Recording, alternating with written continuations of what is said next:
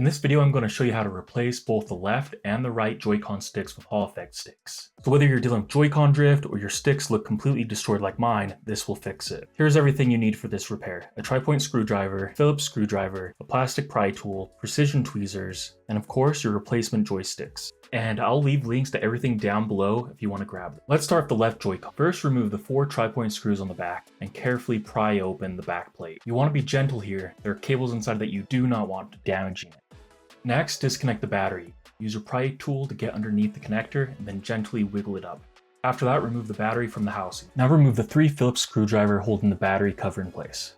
Carefully lift up the battery cover, and there's still a cable attached, so don't yank it. Next, we need to disconnect the 2 ribbon cables: the joystick cable and the minus button cable. To do that, lift the small locking tab on each connector, then gently slide the cable out. Now remove the 2 screws holding the joystick in place. And just like that, the joystick comes out. Drop your new Hall effect stick in, screw it back in, and reconnect both ribbon cables. Before closing it up, make sure the L button is properly seated. Now reinstall the battery cover and screw it back down. Put the battery back in, reconnect it, and snap everything into place. Finally, close the back plate and screw in the 4 tri-point screws. Now let's move on to the right Joy-Con. It's very similar, but there are a couple small differences. Start by removing the 4 tri-point screws, then carefully open the controller.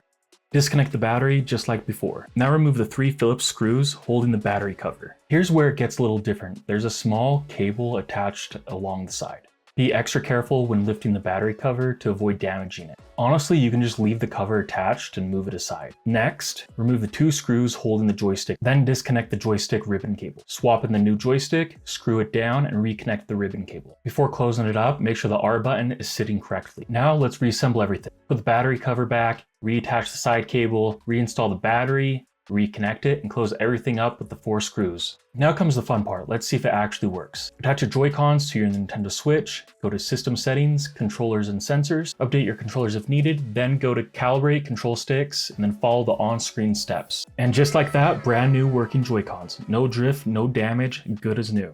If this helped you out, drop a like. If you want more repair videos like this, hit subscribe. Before we wrap it up, come join my community. We have over 30,000 gamers achievement hunting and join multiplayer matches. For more details, visit frotofraggins.com. See you in the next video.